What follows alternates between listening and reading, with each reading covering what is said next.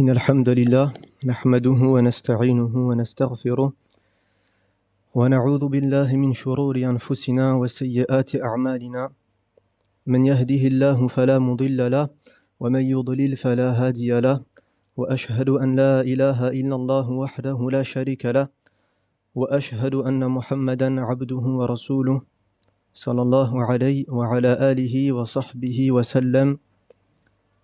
أما بعد فإن أصدق الحديث كتاب الله وأحسن الهدي هدي محمد صلى الله عليه وسلم وشر الأمور محدثاتها وكل محدثة بدعة وكل بدعة ضلالة. Mes très chers frères, aujourd'hui, on se retrouve avec le deuxième plus grand pilier de l'islam après les deux attestations de foi, avec la meilleure des actions, avec le fondement de la religion, avec le lien entre le serviteur et son Seigneur. On se retrouve aujourd'hui pour parler de la prière, as-salat, de son importance et de l'immensité de sa récompense, et aussi de la situation de la relation qu'avaient les plus prédécesseurs avec celle-ci.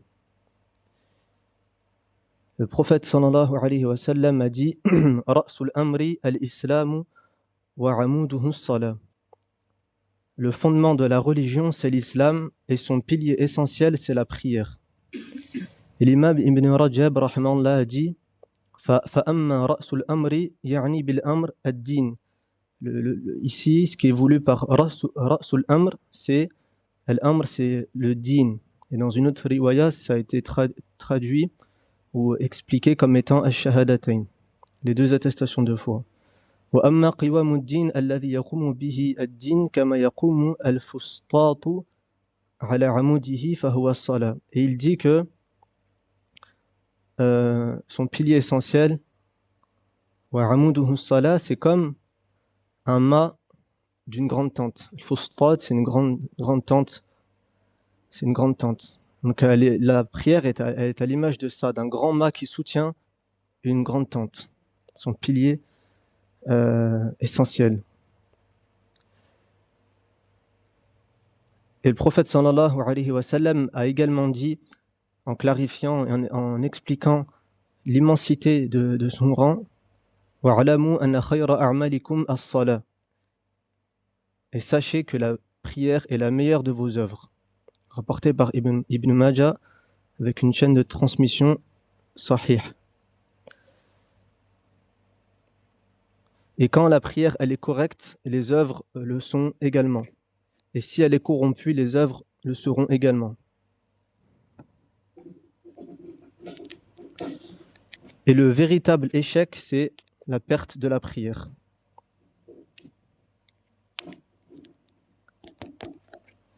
Et la véritable perte, elle ne réside que dans son abandon. D'après Anas ibn Malik, radiyallahu anhu, le prophète sallallahu alayhi wa sallam a dit أول ما يحاسب به العبد يوم القيامة الصلاة فإن صلحت صلح له سائر عمله وإن فسدت فسد سائر عمله. Le premier acte sur lequel le serviteur sera jugé au jour de la résurrection, c'est la prière. Si elle est correcte, tout le reste de ses œuvres sera correct. Et si elle est corrompue, le reste de ses œuvres sera corrompu. Et d'après Abu Huraira radiyallahu anhu, le prophète sallallahu alayhi wa sallam a dit Inna awwala ma yuhasabu bihi al-'abdu bis-salati fa in salahat faqad aflah wa anjah wa in fasadat faqad khaba wa khasir. D'après Abu Huraira radiyallahu anhu, dans un hadith rapporté par Ibn Majah, un hadith authentique, il relate que le prophète sallallahu alayhi wa sallam a dit assurément la première chose sur laquelle le serviteur sera jugé, c'est la prière. Si elle est valide, il aura certes réussi et obtenu le salut. Et si elle est corrompue, il aura certes échoué et sera perdant. Donc, le véritable salut et la véritable réussite, c'est dans l'accomplissement de la prière et l'assiduité à son accomplissement. Tandis que la véritable perte et le véritable échec est dans son délaissement.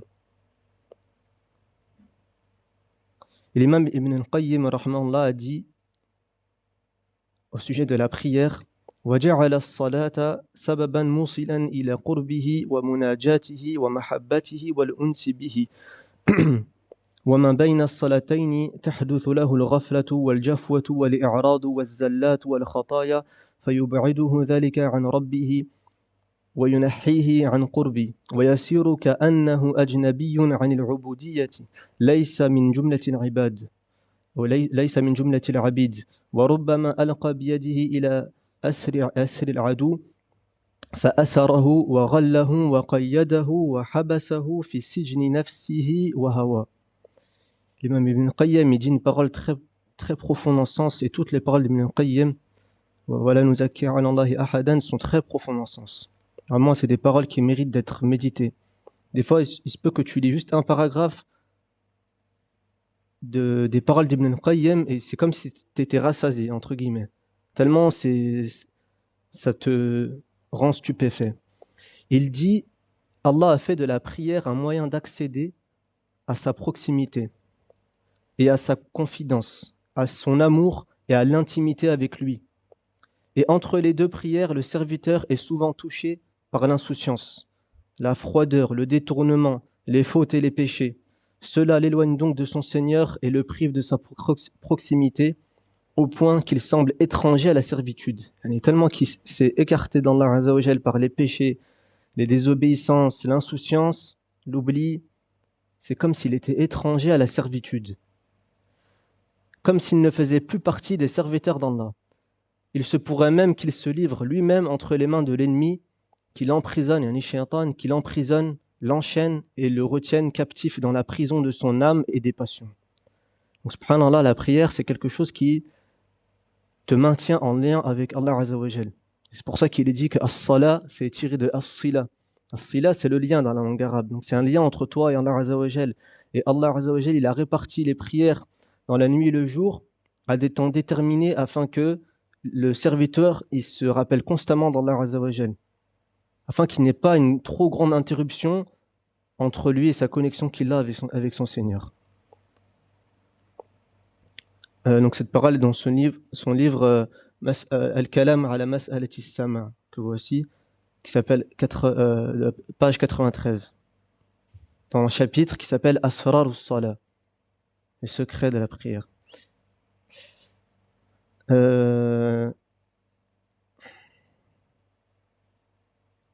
Et il dit également, rahimahullah, وَلَعَبْدُ كَانَ فِي حَالِ غَفْلَتِهِ كَالْآبِقِ عَنْ رَبِّهِ وقد عطل جوارحه وقلبه عن الخدمة التي خلق لها فإذا جاء إليه فقد رجع من إباقه فإذا وقف بين يديه موقف العبودية والتذلل والانكسار فقد استدعى عطف سيده عليه وإقباله عليه بعد الإعراض. Il dit aussi, un peu plus loin, il dit, le serviteur, lorsqu'il est dans un état d'insouciance, est semblable à un esclave en fuite loin de son maître. Il a mis ses membres et son cœur en pause, il n'œuvre plus, les détournant du devoir pour lequel ils ont été créés, ici en l'occurrence l'adoration d'Allah. Mais lorsqu'il revient à lui, c'est comme s'il revenait de sa fuite. Et lorsqu'il se tient devant lui, dans un état d'adoration, d'humilité et d'abaissement, il appelle par là à la compassion de son maître et le retour de son attention après l'avoir délaissé, après qu'il se soit détourné de lui. Et ça, c'est des paroles très profondes. Il dit que le serviteur, lorsqu'il est dans son moment d'insouciance, entre les deux prières, c'est comme s'il était comme un esclave qui avait fui de son maître, qui se détourne du service pour lequel, du service qu'il devait accomplir. Et il dit, lorsqu'il revient à lui, c'est comme s'il revenait de sa fuite. Comme Allah Azza wa Jal dit, فَفِرُّوا إِلَى اللَّهِ, et fuyez vers Allah. Comme il est dit aussi, on fuit d'Allah vers Allah.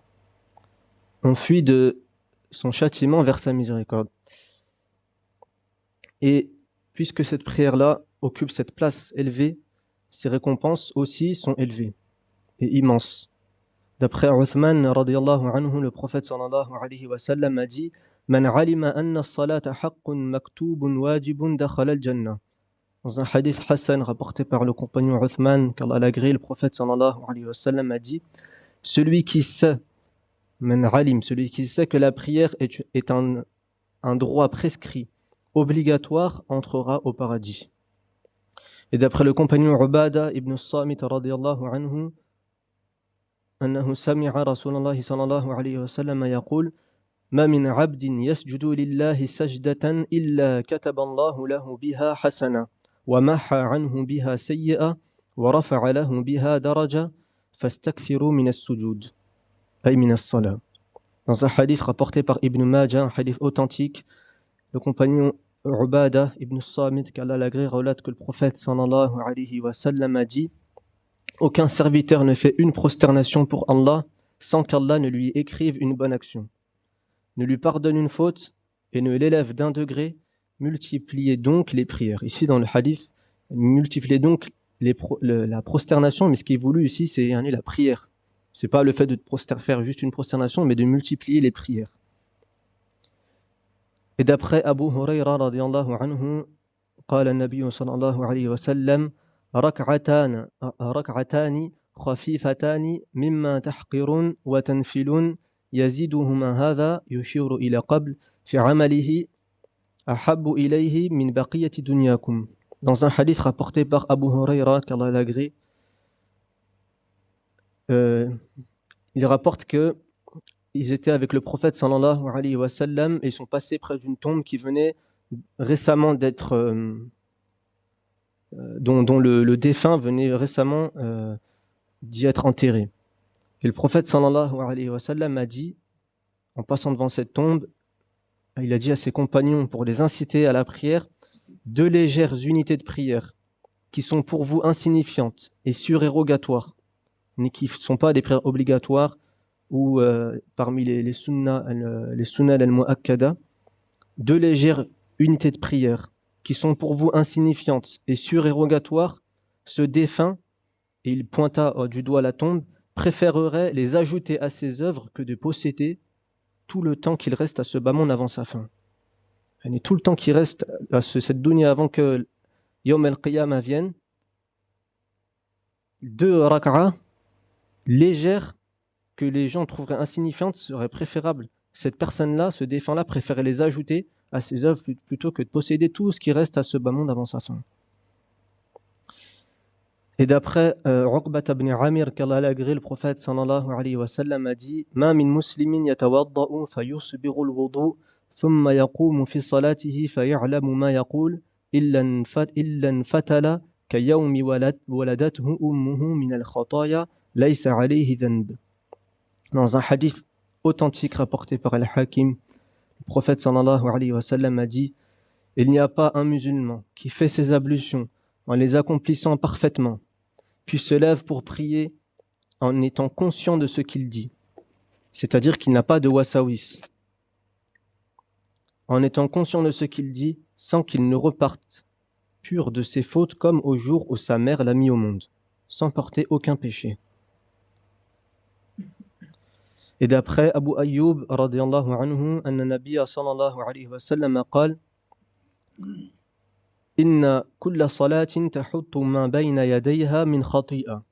Dans un hadith rapporté par le compagnon Abu Ayyub radiyallahu anhu, un hadith relaté par Abu Ayyub et rapporté par l'imam Ahmed avec une chaîne de transmission bonne, le prophète sallallahu alayhi wa sallam a dit: chaque prière efface ce qui la précède comme péché.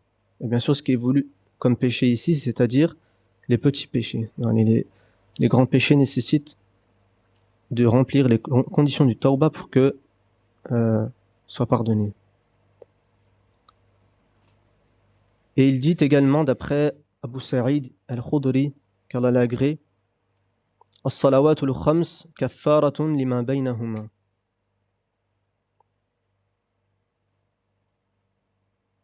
Puis il dit, le prophète sallallahu alayhi wa sallam: ara'ayta law anna rajulan kana ya'tamil وكان بين منزله وبين معتمله 5 أنهار فإذا أتى معتمله عمل فيه ما شاء الله فأصابه الوسخ والعرق فكلما مر بنهر اغتسل ما كان ذلك يبقي من درني فكذلك الصلاة كلما عمل خطيئة فدعا واستغفر غفر له ما كان قبلها. Dans un hadith authentique relaté par Abu Sa'id al-Khudri, qu'Allah l'agrée, qui dit qu'il a entendu le prophète sallallahu alayhi wa sallam dire: les 5 prières expient ce qu'il y a entre elles, expient comme péché ce qu'il y a entre elles. Puis le prophète sallallahu alayhi wa sallam a dit: vois-tu si un homme qui travaille, c'est-à-dire comme par exemple un homme qui travaille dans un jardin, par exemple une cultivation, et entre sa maison et son lieu de travail se trouvent 5 rivières. Lorsqu'il se rend à son travail, il fait ce qu'Allah a voulu qu'il fasse, et il travaille, et il est alors atteint par la saleté et la sueur. Puis à chaque fois qu'il passe par une rivière, il s'y lave. Est-ce que cela laisserait sur lui la moindre impureté? Ainsi en est-il de la prière. Chaque fois que le serviteur commet une faute, puis invoque et demande pardon, il lui est pardonné ce qui l'a précédé. Et le prophète sallallahu alayhi wa sallam a dit: Lan yalija an-nara ahadun salla qabla tulu'i ash-shams wa qabla ghurubiha. Rapporté par Muslim. Le prophète sallallahu alayhi wa sallam a dit: quiconque prie qabla tulu'i ash-shams, donc la prière du Fajr, avant le lever du soleil, wa qabla ghurubiha, et avant son coucher, c'est-à-dire la prière du Asr, ne rentrera pas en enfer. Et parmi les choses qui montrent aussi l'importance de la prière est que la prière, l'assiduité à la prière, et notamment la prière du Fajr et du Asr, sont une cause de l'obtention du plus grand bienfait du paradis, qui est le fait de voir Allah Azza wa Jal. Car en effet, le plus grand bienfait du paradis, c'est pas les nourritures qu'il peut avoir, c'est pas les demeures ou autre que cela, mais c'est le fait de voir Allah Azza wa Jal. C'est ça le plus grand bienfait qu'il y a dans l'au-delà. Tout comme le pire des châtiments, c'est le fait d'être privé de voir Allah Azza wa Jal. Et dans un hadith authentique, le prophète sallallahu alayhi wa sallam a dit: Innakum satarawna rabbakum kama tarawna hadha al-qamar. La tudammuna fi ru'yati. فإن استطعتم ألا تغلبوا عن صلاة قبل طلوع الشمس وقبل غروبها فافعلوا. Dans un hadith authentique, le prophète sallallahu alayhi wa sallam a dit: certes, vous verrez votre Seigneur comme vous voyez cette lune, sans confusion, et de manière claire, sans confusion. Si vous pouvez donc accomplir ou ne pas manquer à une prière avant le lever du soleil, c'est-à-dire la prière du Fajr, et avant le coucher du soleil, la prière du Asr, alors faites-le. Donc l'assiduité à la prière du Fajr et du Asr sont une cause de l'obtention de ce grand bienfait que le fait de voir Allah Azza wa Jal. Et le repos de l'âme se trouve dans la prière. Un homme de la tribu de Khuza'a a dit un jour: Laitani salaytu fastaraht. Un homme de la tribu de Khuza'a a dit: si seulement je priais, je trouverais ainsi du repos. Et ceux qui étaient avec lui l'ont blâmé pour cette parole. C'est comme s'il l'avait blâmé pour cette parole-là qu'il a dit. Et il a dit: Sami'tu Rasulallah sallallahu alayhi wa sallam yaqul ya Bilal aqimis salah arihna biha. Il a alors dit: j'ai entendu le messager d'Allah sallallahu alayhi wa sallam dire: ô Bilal, appelle à la prière, apaise-nous par elle. Rapporté par Abu Daoud, et c'est un hadith authentique. Et d'après Anas, qu'Allah l'agrée, le prophète sallallahu alayhi wa sallam a dit: Hubbiba ilayya min dunyakum an-nisa'u wat-tib wa ju'ilat qurratu 'ayni fi as-salah. Dans un hadith rapporté par Ahmed dans son Musnad, le prophète sallallahu alayhi wa sallam a dit: on m'a fait aimer de votre bas monde les femmes et le parfum, et la source de joie pour mes yeux a été placée dans la prière. Et Hudhayfa, le compagnon Hudhayfa ibn al-Yaman, qu'Allah l'agrée, a dit: Kana Rasulullah sallallahu alayhi wa sallam idha hazabahu amrun fazi'a ila as-salah. Il dit, le noble compagnon Hudhayfa, lorsqu'une affaire affectait le messager d'Allah, lorsqu'un souci le frappait, lorsqu'une affaire l'affectait, il se réfugiait dans la prière. Et Allah Azza wa Jal a dit Wasta'inu bis sabri was salah. Dans Surat Al-Baqarah, verset 45, et cherchez je préfère lire plutôt que dire la traduction, lire l'explication de Sa'di. L'imam Sa'di a dit en commentant ce verset et demandez de l'aide pour toutes vos affaires religieuses et mondaines par la patience et la prière. Et demandez de l'aide pour toutes vos affaires religieuses et mondaines par la patience et la prière. C'est cela le sens du verset, ou l'explication du verset Wasta'inu bis sabri was salah, qui est traduit des fois rechercher l'endurance ou l'aide dans la prière, dans la patience et la prière. Quant à la prière en groupe, donc elle est obligatoire pour les hommes, al-balighin, les hommes pubères, et elle comporte des récompenses qu'on ne peut recenser. D'après le compagnon Abdullah ibn Umar, أن رسول الله صلى الله عليه وسلم قال صلاة الجماعة تفضل صلاة الفذ ب27 درجة. La prière en groupe est supérieure à la prière individuelle de 27 degrés, rapporté par le Bukhari Muslim. Et d'après Anas ibn Malik, qu'Allah l'agrée, le prophète sallallahu alayhi wa sallam a dit Man salla lillahi 40 يوما في جماعة يدرك التكبيرة الأولى كتب له براءة من النار وبراءة من النفاق. Dans un hadith Hassan rapporté par Anas ibn Malik, Allah l'agrée, le prophète sallallahu alayhi wa sallam a dit celui qui prie pour Allah pendant 40 jours en groupe en atteignant la première takbira, c'est-à-dire qu'il arrive, il commence avec l'imam. Il n'arrive pas par exemple à la deuxième raka'a.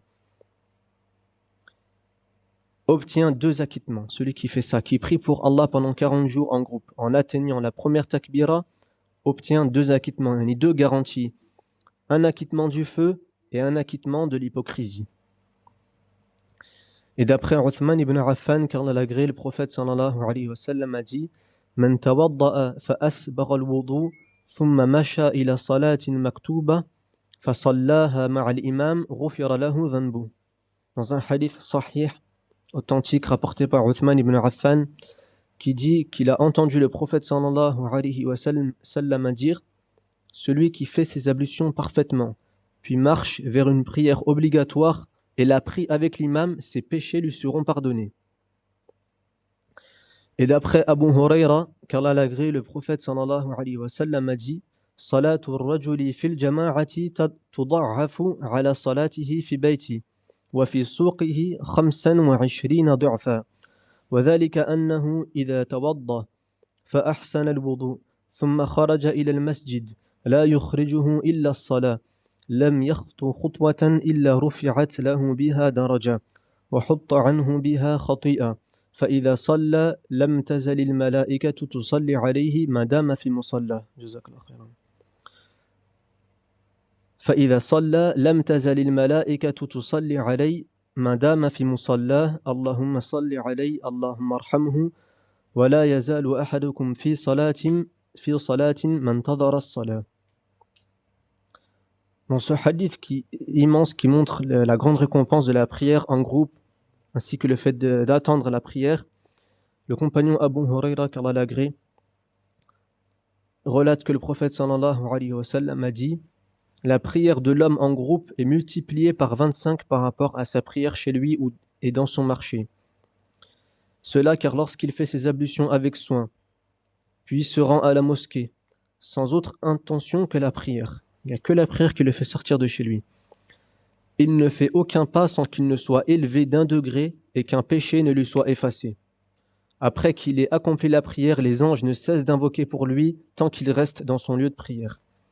Ô Allah, accorde-lui, ô Allah, fais-lui miséricorde, ô Allah, pardonne-lui.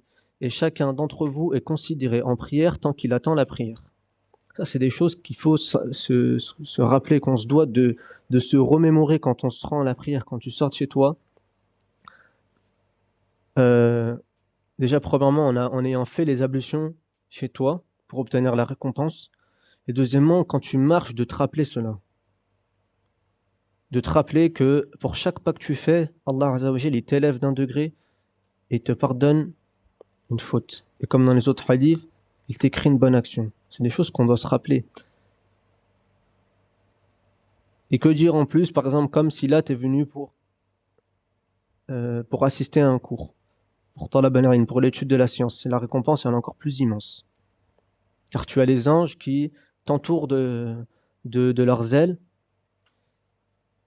et qui abaissent leurs ailes en signe d'agrément pour ce que tu fais. Ça, c'est des choses qu'il faut se rappeler. Et le prophète sallallahu alayhi wa sallam a également dit: Man rada ila al-masjidi wa rah, a'adda Allahu lahu nuzulahu min al-jannati kullama rada aw rah. Le hadith précédent, il est rapporté par le Bukhari Muslim, et celui-là aussi, où le prophète sallallahu alayhi wa sallam a dit: quiconque se rend à la mosquée matin et soir, Allah lui prépare son nuzul du paradis chaque fois qu'il s'y rend matin ou soir. Et ici, ce qui est voulu, c'est pas juste le matin et le soir, mais c'est-à-dire en tout temps. En tout temps. Et le nuzul, Allah lui prépare son nuzul du paradis. Qu'est-ce que un nuzul? Un nuzul, c'est ce qui est préparé pour l'invité lors de son arrivée en guise d'honneur et de générosité. Que dire? Déjà, dans ce bas monde, quelqu'un qui t'invite, tu peux être content, par exemple, quand il t'invite chez toi et qu'il te sert ne serait-ce que, par exemple, je sais pas moi, un gâteau que tu peux aimer, une boisson que tu aimes, alors que dire si c'est Allah Azza wa Jal, le Seigneur des mondes, qui prépare pour toi quelque chose au paradis, subhanallah. Que dire de la générosité dont celui qui est à l'origine de toute générosité? Comme on l'a vu dans certains cours précédemment, toute la générosité, elle vient d'Allah Azza wa Jal. La générosité d'une personne qui est généreuse envers toi, ça vient de la générosité d'Allah premièrement. Allah Azza wa Jal, c'est Al-Awwal. Comme on avait vu, Al-Awwal, c'est en toute chose. C'est le premier en toute chose. C'est pas que le sens, c'est pas que le premier qui n'a pas de début. C'est pas que ça, mais c'est le premier en toute chose. Et d'après Abu Umama, qu'Allah l'agrée, le prophète sallallahu alayhi wa sallam a dit: Man kharaja min baytihi mutatahiran ila salatin maktubatin fa ajruhu ka ajri al-hajj al-muhrim.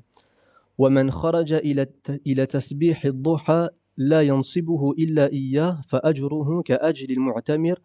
Wa salatun ala athali salatin la laghwa baynahuma kitabun fi 'illiyin.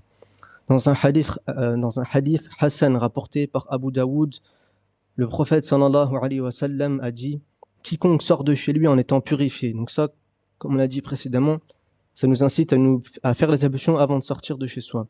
Quiconque sort de chez lui en étant purifié pourra accomplir une prière obligatoire. Sa récompense est comme celle d'un pèlerin en état d'ihram. Et celui qui sort pour accomplir la prière de duha à la mosquée, car effectivement c'est quelque chose auquel l'islam a incité, afin que les mosquées ne soient pas vides du dhikr Allah en tout temps. Et celui qui sort pour accomplir la prière du duha à la mosquée, sans autre intention que celle-là, sa récompense est comme celle de celui qui a accompli une umrah, du mu'tamir. Et une prière suivie d'une autre prière sans futilité entre elles est consignée dans les registres élevés. Dans les Illiyin, c'est les registres que les anges, avec lesquels les anges montent vers Allah Azza wa Jal, dans les hauts degrés. وقال النبي صلى الله عليه وسلم أعظم الناس أجرا في الصلاة أبعدهم فأبعدهم ممشى. Dans un hadith rapporté par le Bukhari Muslim, le prophète sallallahu alayhi wa sallam a dit: les gens qui ont la plus grande récompense pour la prière sont ceux dont la marche vers celle-ci est la plus longue. Et d'après le compagnon Buraïda, qu'Allah l'agrée, le prophète sallallahu alayhi wa sallam a dit: بشر المشائين بالظلم إلى المساجد بالنور التام يوم القيامة. بشر المشائين بالظلم إلى المساجد بالنور التام يوم القيامة. رواه أبو داود. C'est un hadith sahih. annonce à ceux qui marchent dans l'obscurité vers les mosquées qu'ils auront eu lumière complète au jour de la résurrection. Le jour où l'homme, le serviteur, sera dans le plus grand besoin de la lumière, au jour de la résurrection, c'est pas qu'il a fait dans l'obscurité pour se rendre à la prière du Fajr et du Isha, seront pour lui une lumière. Et d'après Salman, qu'Allah l'agrée, le prophète sallallahu alayhi wa sallam a dit: Man tawadda'a fi baytihi fa ahsana al-wudu, thumma ata al-masjid, fa huwa za'irullah, wa haqqun 'ala al-mazur an yukrima az-za'ir.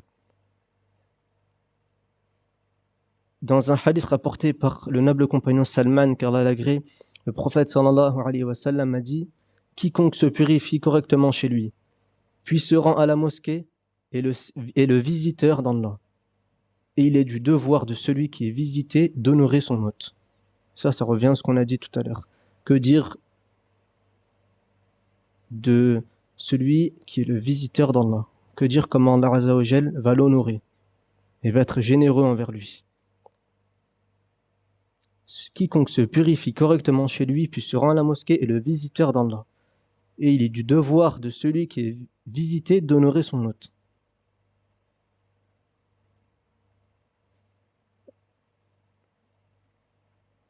Et dans un autre hadith, le prophète sallallahu alayhi wa sallam a dit: Man salla salat as-subhi fa huwa fi dhimmatillah, fala yatlubannakum Allahu min dhimmatihi bi shay, fa innahu man yatlubuhu min dhimmatihi bi shay'in yudrikhu thumma yakubbuhu ala wajhihi fi nari jahannam. Dans un hadith rapporté par Muslim dans son Sahih, le prophète sallallahu alayhi wa sallam a dit: Celui qui accomplit la prière du subh est sous la protection d'Allah. Qu'Allah ne vous réclame donc rien de ce qui relève de sa protection, car quiconque Allah réclame au sujet de ce qui relève de sa protection, il le rattrapera, puis le jettera sur son visage dans le feu de l'enfer. C'est-à-dire que celui qui qui accomplit la prière du subh, il est sous la protection d'Allah. Il a la garantie de la protection d'Allah. Qu'Allah Azza wa Jal va le préserver, le protéger durant ce jour. Qu'Allah ne vous réclame donc rien de ce qui relève de sa protection. Ça, c'est une incitation à ne pas nuire à une personne qui a prié Salat al-Fajr. Une incitation à ne pas nuire à quelqu'un qui a prié Salat al-Fajr. Car sinon, Allah le réclamera au sujet de cela. Et quiconque Allah réclame au sujet de ce qui relève de sa protection, il le rattrapera. Car personne ne peut échapper à Allah. Puis il le jettera sur son visage dans le feu de l'enfer. C'est un hadith rapporté par... J'ai oublié de noter qui l'a rapporté.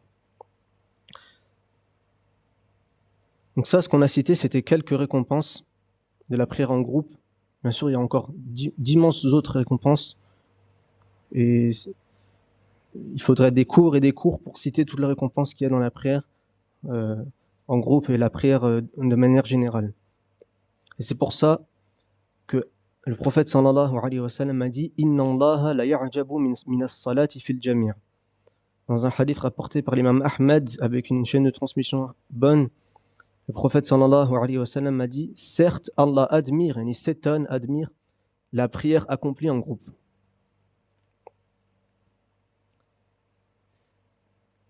Et en raison de l'immensité de sa récompense, de son importance, les recommandations à l'assiduité de cette prière-là, à l'accomplissement de cette prière avec assiduité, a été multiplié.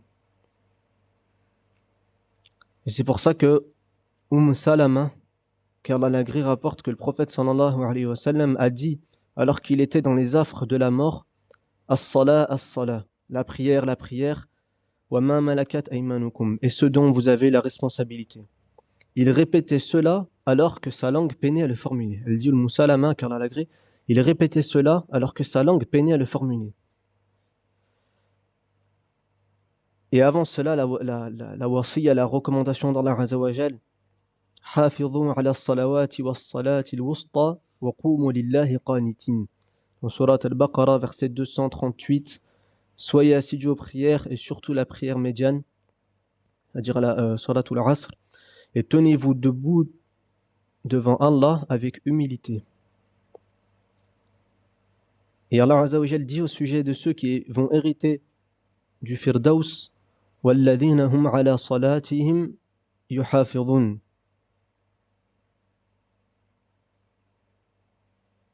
وَالَّذِينَ هُمْ عَلَى صَلَوَاتِهِمْ يُحَافِظُونَ. Et ceux qui sont assidus dans l'accomplissement de leurs prières. Et il dit au sujet de ceux qui seront honorés dans les jardins du paradis, fi jannatin mukramin, alladhina hum ala salatihim da'imun, ceux qui accomplissent leurs prières avec assiduité. Et il dit aussi, après cela, walladhina hum ala salatihim yuhafidhun, et ceux qui sont appliqués dans l'accomplissement de leurs prières. En surat Al-Ma'arij, verset 33, verset 23 et verset 34.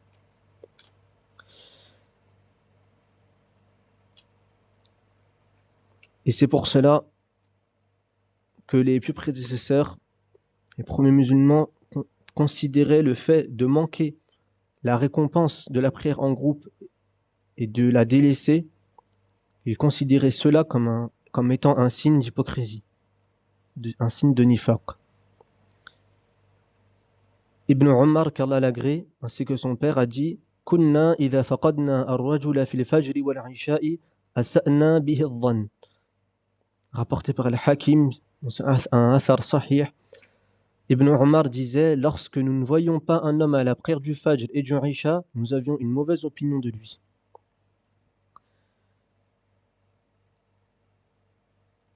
Et d'après Abdullah ibn Mas'ud, قال من سره أن يلقى الله غدا مسلما فليحافظ على هؤلاء الصلوات حيث ينادى بهن فإن الله شرع لنبيكم صلى الله عليه وسلم سنن الهدى وإنهن من سنن الهدى ولو أنكم صليتم في بيوتكم كما يصلي هذا المتخلف في بيتي لتركتم سنة نبيكم ولو تركتم سنة نبيكم لضللتم وما من رجل يتطهر فيحسن الطهور ثم يعمد إلى مسجد من هذه المساجد إلا كتب الله له بكل خطوة يخطوها حسنة ويرفعه بها درجة ويحط عنه بها سيئة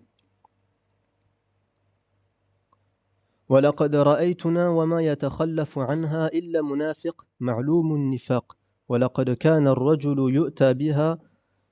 يؤتى به يهادى بين الرجلين حتى يقام في الصف. Dans Sahih Muslim, il est rapporté que Abdullah ibn Mas'ud, qu'Allah l'agrée, a dit « Celui qui souhaite rencontrer Allah demain, et au jour de la résurrection, en étant musulman, qu'il préserve ces prières-là ou l'appel à ces dernières est fait, c'est-à-dire à la mosquée. Car Allah a établi pour votre prophète, sallallahu alayhi wa sallam, les voies de la guidée, et ces prières font certes partie des voies de la guidée.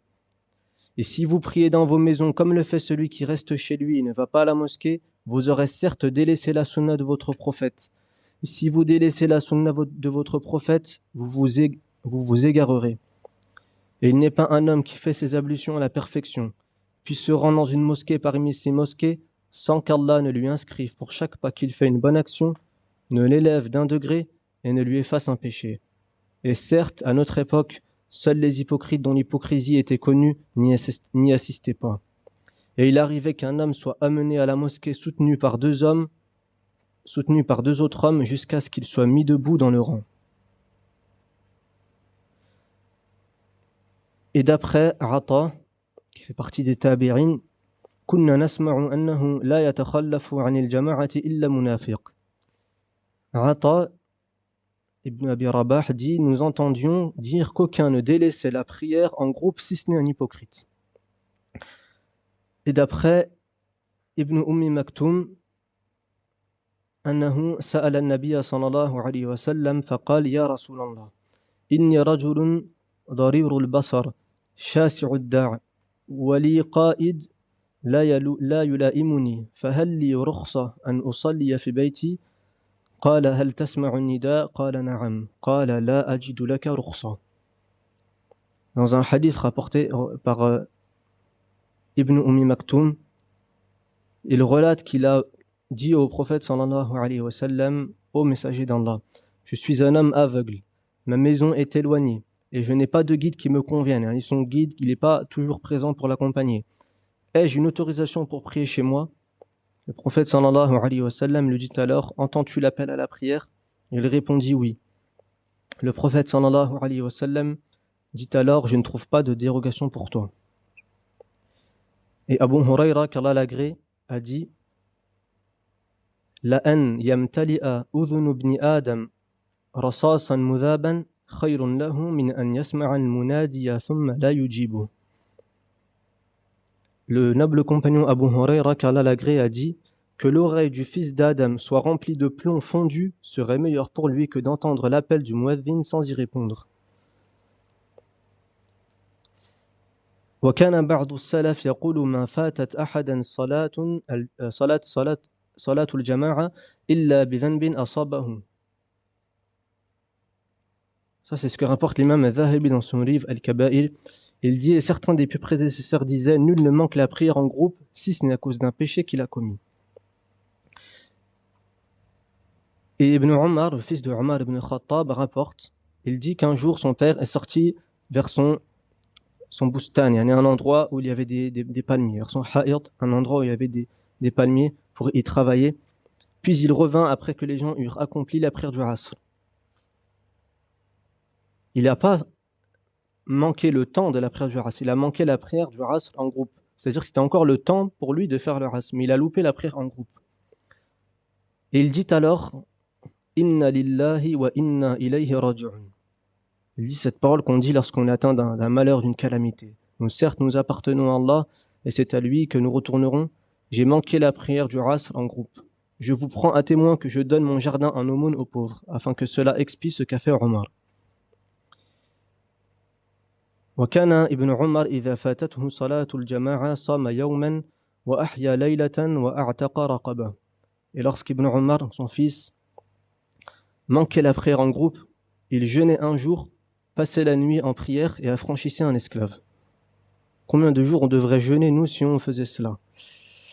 وقال حاتم الأصم, Hatim al-Assam, qui est décédé en l'an 237, il dit فاتتني مرة صلاة الجماعة فعزاني أبو إسحاق البخاري وحده ولو مات لي ولد لعزاني أكثر من 10,000 إنسان لأن مصيبة الدين عند الناس أهون من مصيبة الدنيا. Hatim al-Assam a dit, une fois j'ai manqué la prière en groupe. Et seul Abu Ishaq al-Bukhari est venu me présenter ses condoléances. Car elle considérait cela comme une calamité, c'est une calamité, comme un malheur qu'il avait atteint. Il dit, seul Abu Ishaq al-Bukhari est venu me présenter ses condoléances. Pourtant, si j'avais perdu un enfant, plus de 10 000 personnes seraient venues me consoler. Et il dit ensuite, car aux yeux des gens, la calamité liée à la religion est moindre qu'une calamité liée à la vie d'ici-bas. Et Waqi' rahimahullah a dit, Man tahawana bit takbirati al-ula faghsil yadayka min. Waqi' il dit, qu'Allah lui fasse miséricorde, quiconque prend à la légère la première takbira, lave tes mains de lui. Lave tes mains de lui, c'est-à-dire, c'est une expression en arabe qui veut dire ne compte plus sur lui, n'attend plus rien de lui. Celui qui prend à la légère la première takbira. Et Ibrahim ibn Maymoun al-Marwazi était forgeron. Et lorsqu'il s'apprêtait à frapper avec le marteau et qu'il entendait la veine, il le lâchait aussitôt. Lorsqu'il s'apprêtait à frapper, il le lâchait derrière lui, le marteau. Lorsqu'il entendait la veine, il ne continuait pas ce qu'il faisait. Il s'empressait d'accourir à la prière. وكان الربيع ابن خثيم يقاد إلى الصلاة وبه الفالج. الربيع ibn Khuthaym était conduit jusqu'à la prière alors qu'il était paralysé. Et là, ici, al-falij, c'est al-shalal, il y a la paralysie, mais c'est la paralysie juste d'une des deux parties du corps. C'est pas une paralysie totale.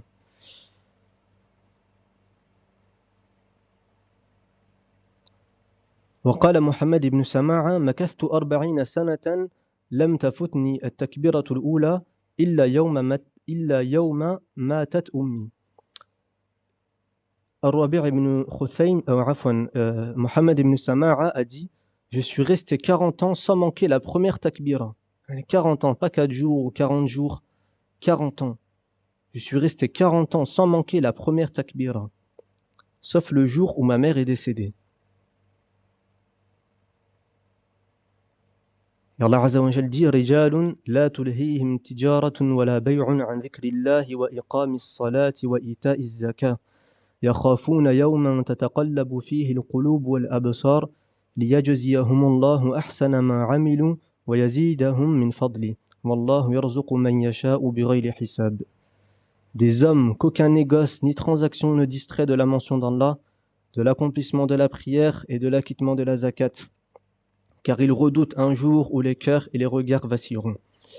Ils œuvrent de la sorte afin qu'Allah les rétribue pour le meilleur de ce qu'ils auront accompli, et il leur ajoutera de sa grâce. Allah attribue à qui il veut sans compter.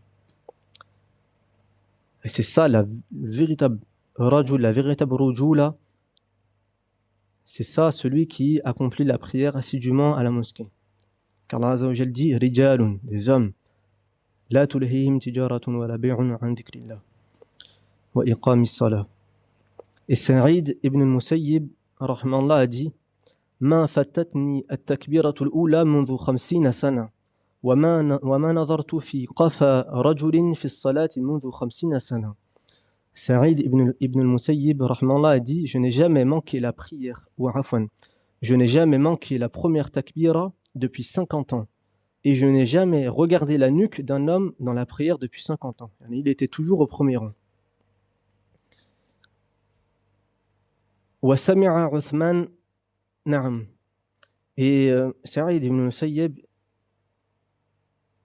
il fait partie des tabi'in, il a entendu de Uthman, de Ali, de Zayd ibn Thabit, de Abu Musa, de Aisha, de Abu Huraira, qu'Allah les agrée tous. Et Rabi'a ibn Yazid a dit: ما أذن المؤذن للصلاة الظهر منذ 40 سنة إلا وأنا في المسجد إلا أن أكون مريضا. Rabi'a ibn Yazid a dit: depuis 40 ans, le muezzin n'a jamais appelé à la prière du dhuhr sans que je sois déjà à la mosquée, sauf si j'étais malade. وقال أسيد ibn Ja'far: ما رأيت عمي بشر ابن منصور فاتته التكبيرة الأولى ولا رأيته قام في مسجدنا سائل قط إلا أعطاه. Usayd ibn Ja'far a dit: je n'ai jamais vu mon oncle Bishr ibn Mansour manquer la première takbira, et je ne l'ai jamais vu non plus refuser un mendiant dans notre mosquée sans lui donner quelque chose. Et Sufyan ibn Uyayna, qu'Allah lui fasse miséricorde, a dit: La takun mithla al-abdi as-su, la ya'ti hatta yud'a, i'ti as-salata qabla al-nida. Sufyan ibn Uyayna rahimahullah a dit: ne sois pas comme le mauvais serviteur qui ne vient que lorsqu'on l'appelle. Rends-toi à la prière avant l'appel. Ne sois pas comme le mauvais serviteur qui ne vient que lorsqu'on l'appelle. Rends-toi à la prière avant l'appel. Amir ibn Abdillah نعم وسمع عامر بن عبد الله المؤذن وهو يجود بنفسه ومنزله قريب من المسجد فقال: خذوا بيدي. فقيل له: إنك عليل. قال: أسمع داعي الله فلا أجيبه. فأخذوا بيده فدخل في صلاة المغرب فركع مع الإمام ركعة ثم مات. Amir ibn Abdillah entendit l'appel du mu'adhin alors qu'il rendait l'âme. Il était dans les affres de la mort, dans l'agonie. Il était en train de rendre l'âme. Il entendit le mu'adhin appeler la prière et sa maison était proche de la mosquée. Il dit alors: prenez ma main pour m'emmener à la mosquée. On lui dit: tu es malade. Il répondit: j'entends l'appel d'Allah et je ne lui réponds pas. Ils prirent alors sa main. Il entra dans la prière du Maghrib, pria une raka'a avec l'imam puis mourut. Et Ali ibn Hatim كان يقول: ما جاءت الصلاة قط إلا وأنا إليها بالأشواق ولا جاءت قط إلا وأنا مستعد. Ali ibn Hatim disait: jamais la prière n'est arrivée sans que je la désire ardemment, et jamais elle n'est arrivée sans que je sois prêt pour elle. Et parmi les 7 qu'Allah Azza wa Jal abritera sous son ombre le jour où il n'y aura d'ombre que la sienne, comme dans le hadith, وَرَجُلٌ قَلْبُهُ مُعَلِّقٌ بِالْمَسَاجِدِ. Il y a un homme dont le cœur est attaché aux mosquées. J'avais entendu aussi un jour Cheikh Abdel Razak Al-Bad dans l'explication de ce hadith qui disait que les salafs disaient que cet homme-là, il est comme à l'image des lumières qui étaient accrochées dans les mosquées, et qui sont constamment dans les mosquées.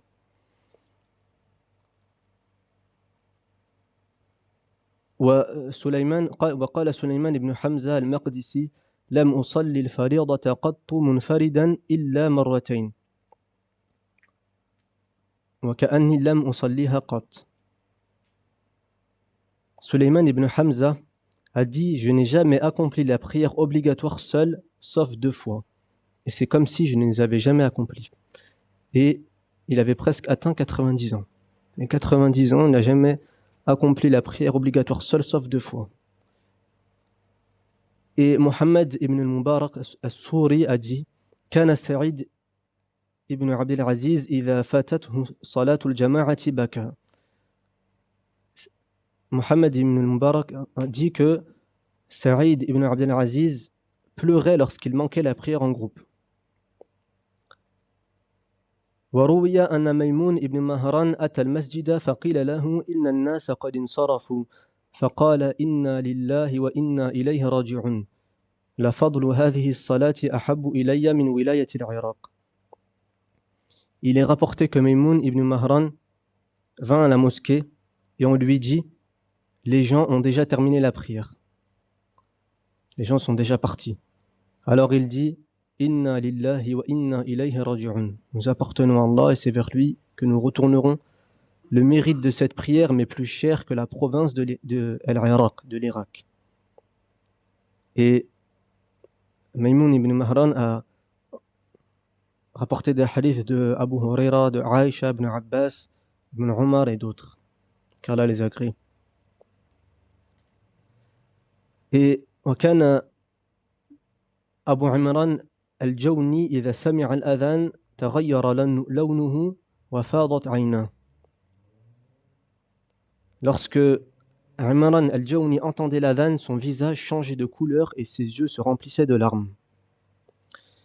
وكان علي بن الحسن ابن الحسين إذا توضأ اصفر فيقول له أهله ما هذا الذي يعتادك عند الوضوء فيقول تدرون بين يدي من أريد أن أقوم. Lorsque Ali ibn al-Hussein faisait ses ablutions, son visage devenait pâle. Sa famille lui demanda alors: qu'est-ce qui t'arrive quand tu fais tes ablutions? Il répondit: savez-vous devant qui je vais me tenir debout?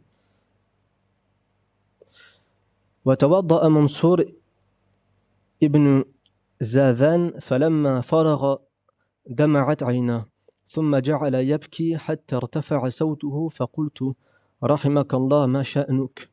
قال وأي شيء أعظم من شأني إني أريد أن أقوم بين يدي من لا تأخذه سنة ولا نوم. Mansour ibn Zadhan fit ses ablutions et lorsqu'il eut terminé, ses yeux se mirent à pleurer, se remplirent de larmes. Puis il se mit à pleurer jusqu'à ce que sa voix s'élève. Je lui demandai: que t'arrive-t-il? Qu'Allah te fasse miséricorde. Il répondit: et quoi donc peut être plus important que mon cas? Je vais me tenir devant celui dont ni somnolence ni sommeil ne le saisissent. وقال أبو عبد الرحمن الأسدي قلت لسعيد ابن عبد العزيز يا أبا محمد ما هذا البكاء الذي يعرض لك في الصلاة؟ فقال يا ابن أخي وما سؤالك عن ذلك؟ قلت يا عم لعل الله أن ينفعني. فقال سعيد ما قمت في صلاتي إلا مثلت لي جهنم. Abu Abdurrahman al-Asadi a dit: j'ai demandé à Saïd ibn Abdel Aziz: ô Abu Mohammed, quel est ce pleur qui te prend durant la prière? Il répondit: ô fils de mon frère, pourquoi me demandes-tu cela? Je dis: ô oncle, peut-être qu'Allah m'en fasse profiter. Peut-être qu'Allah m'en fera profiter de ce que tu vas me dire. Alors Saïd répondit, je ne me suis jamais tenu en prière sans que l'enfer ne me soit représenté devant mes yeux. وكان عاصم ابن أبي النجود إذا صلى ينتصب كأنه عود وكان يكون يوم الجمعة في المسجد إلى العصر وكان عابدا خيرا يصلي أبدا. L'imam al-Zahabi dans Siyar A'lam Nubala, dans la biographie de Asim ibn Abi al-Najoud, rapporte que lorsque Asim ibn Abi al-Najoud priait, il se tenait droit comme un arbre. Le jour du vendredi, il restait à la mosquée jusqu'à l'heure du Asr. Il était un adorateur dévoué, un homme vertueux qui priait sans cesse. وقال ميمون بن حيان ما رأيت مسلم بن يسار متلفتا في صلاته قط خفيفة ولا طويلة ولقد انهدمت ناحية المسجد ففزع أهل السوق لهدته وإنه لفي المسجد في صلاة فما التفت. Dans son livre Az-Zuhd, l'imam Ahmed rapporte que Maïmoun ibn Hayyan a dit « Je n'ai jamais vu Muslim ibn Yassar se détourner pendant sa prière, ni la faire ni trop courte ni trop longue. Et un jour, un côté de la mosquée s'est certes effondré, ce qui a effrayé les gens du marché à cause du bruit de l'effondrement. Al-Hadda, c'est le bruit de l'effondrement. Tandis qu'il était en train de prier dans la mosquée, et pourtant il ne s'est pas retourné.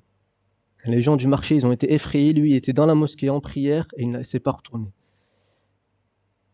وقال ثابت البناني قال كنت أمر بعبد الله بن الزبير وهو يصلي خلف المقام كأنه خشبة منصوبة لا يتحرك. Thabit al-Bunani disait, je passais près de Abdullah ibn Zubayr, le noble compagnon, fils du noble compagnon al-Zubayr.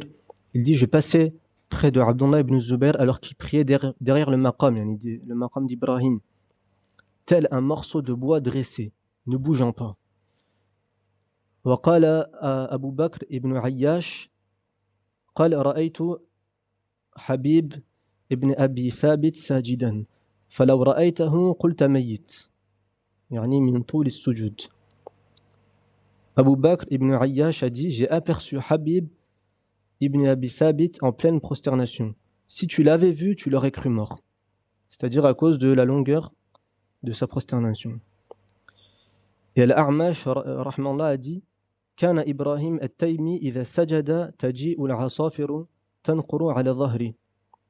Al-A'mash a dit que lorsque Ibrahim al-Taymi se prosternait, les oiseaux, les petits oiseaux venaient sur son dos et picoraient.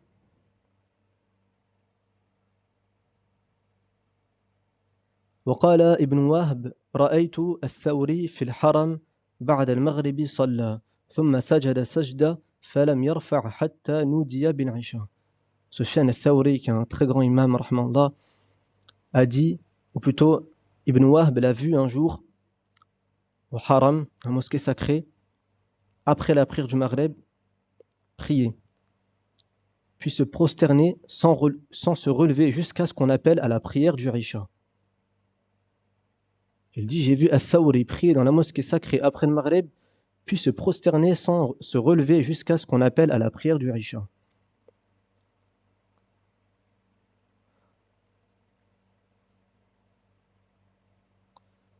Donc ça, c'était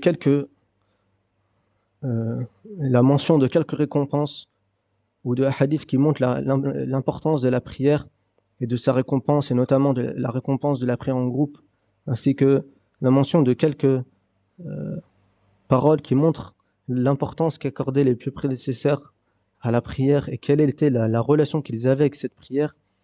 Et ça doit nous inciter à renouer avec cette prière-là et ne pas être négligent dans l'accomplissement de celle-ci.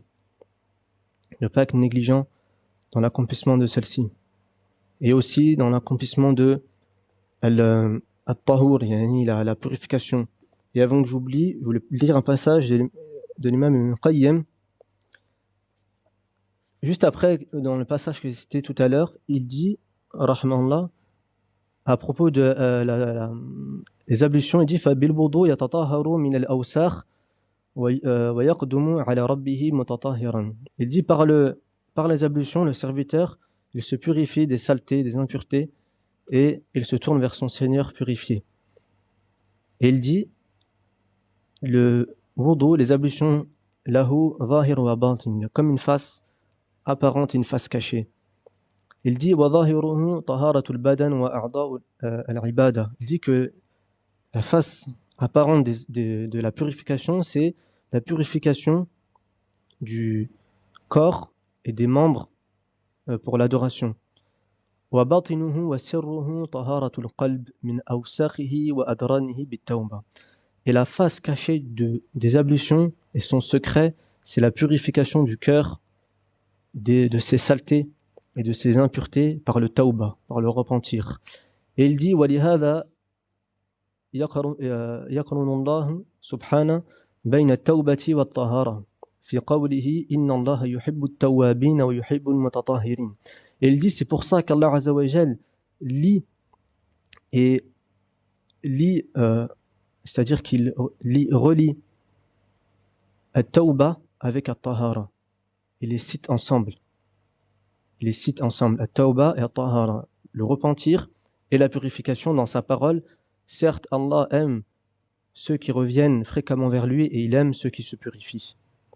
Inna Allah yuhibbu at-tawwabin wa yuhibbu al-mutatahhirin. Et ensuite il dit wa shara'a an-nabiy sallallahu alayhi wa sallam lil mutatahhir ba'da faraghihi min al-wudu' an yatashahhad thumma yaqul Allahumma ij'alni min at-tawwabin waj'alni min al-mutatahhirin. Et il dit que le prophète sallallahu alayhi wa sallam a légiféré pour celui qui se purifie après avoir accompli ses ablutions de prononcer les 2 attestations de foi, puis de dire oh Allah, compte-moi parmi ceux qui reviennent fréquemment vers toi par le repentir et compte-moi parmi ceux qui se purifient. Donc ça, c'est quelque chose qu'on doit avoir à l'esprit aussi quand on fait ses ablutions, de ne pas faire ses ablutions juste pour faire ses ablutions, de se rappeler, comme il dit Cheikh Al-Uthaymin, quand tu fais tes ablutions, il faut que tu te rappelles de ça. Qu'Allah Azza wa Jal, il aime ceux qui se purifient. Et tu te remémores ça quand tu passes l'eau sur tes membres, que tu fais tes ablutions, tu te remémores cela. Donc il nous incombe d'accorder de l'importance à cette prière-là et de l'étudier aussi. D'étudier le fiqh de cette prière-là. De l'accomplir comme le prophète sallallahu alayhi wa sallam l'accomplissait, comme il dit sallallahu alayhi wa sallam sallu kama ra'aytumuni usalli. Priez comme vous m'avez vu prier. Et les neuf compagnons qu'Allah les agrée ont transmis explicitement comment le prophète sallallahu alayhi wa sallam priait. Jusqu'à même que certains d'entre eux ils enseignaient la prière en priant, pas seulement en mentionnant la prière de façon verbale, mais aussi par les actions, en priant pour vraiment enseigner comme le prophète sallallahu alayhi wa sallam priait. Pareil pour les ablutions. Et Abu Huraira radiyallahu anhu rapporte que le prophète sallallahu alayhi wa sallam a dit Inna ar-rajula la yusalli sittina sana wa ma tuqbalu lahu salah la'allahu yutimma ar-ruku' wa la yutimmu as-sujud wa yutimmu as-sujuda wa la yutimmu ar-ruku'. Dans un hadith Hassan rapporté par Abu Huraira, qu'Allah l'agrée, il relate que le prophète sallallahu alayhi wa sallam a dit il arrive qu'un homme prie 60 ans et qu'il ne soit pas accepté de lui ne serait-ce qu'une prière, car il accomplit correctement l'inclinaison mais néglige la prosternation, ou accomplit correctement la prosternation mais néglige l'inclinaison. Car lorsque tu accomplis l'inclinaison et la prosternation, il faut que tes membres s'apaisent. Dans certains livres, on voit qu'il écrit de dire 3 fois, que c'est juste le temps de dire 3 fois, par exemple, Subhana Rabbi al-Azim, comme dans Ar-Ruku'. Cheikh Al-Uthaymin, rahmanallah, il dit que ce qu'il faut, c'est que le temps que tes membres ils s'apaisent. Le temps que tes membres ils s'apaisent. Le temps que tes membres ils s'apaisent, et après tu te relèves du recours.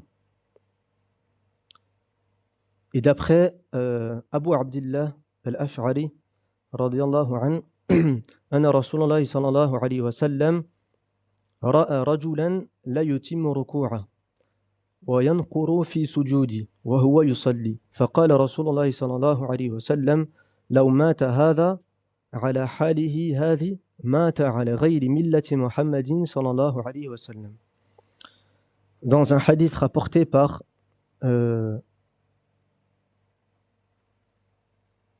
Abu Abdillah al-Ash'ari, qu'Allah l'agrée, il relate que le prophète sallallahu alayhi wa sallam a dit, ou il relate que le prophète sallallahu alayhi wa sallam a vu un homme qui n'accomplissait pas correctement son recours. Rajulan la yutimmu ruku'ahu, qui n'accomplissait pas correctement son recours, l'inclinaison. Wa yanquru fi sujudi. Et pareil, il n'accomplissait pas correctement son sujoud au point que le prophète sallallahu alayhi wa sallam a dit wa yanquru, c'est-à-dire il picorait, il n'accomplissait pas son sujoud comme il se doit, il se prosternait et se relevait directement, faisait des gestes qui étaient hâtifs, sans apaisement, sans tuma'nina. Et alors le prophète sallallahu alayhi wa sallam a dit law mata hadha ala hali hadhi, s'il mourait, si cette personne-là mourait dans cette situation-là, dans cet état-là, il mourrait certes sur une autre voie que la voie de Mohammed sallallahu alayhi wa sallam. Donc ça montre l'importance de apprendre les règles de la prière, apprendre comment le prophète sallallahu alayhi wa sallam priait. Et qu'Allah récompense le frère qui m'avait fait part de l'erreur que j'ai faite dans le verset. Dans Surat al-Ma'arij, j'ai dit fi jannatin mukramin, et ce qui était juste fi jannatin mukramun. Qu'Allah le récompense. Qu'Allah fasse que ce qu'on apprend soit un argument contre nous, pour nous et pas contre nous. Et qu'Allah nous compte parmi ceux qui accomplissent leur prière avec assiduité, et qu'ils l'accomplissent comme le prophète sallallahu alayhi wa sallam l'accomplissait. Subhanaka Allahumma wa bihamdik, ashhadu an la ilaha illa ant, astaghfiruka wa atubu ilaik. Barakallahu fikum, jazakumullahu khairan.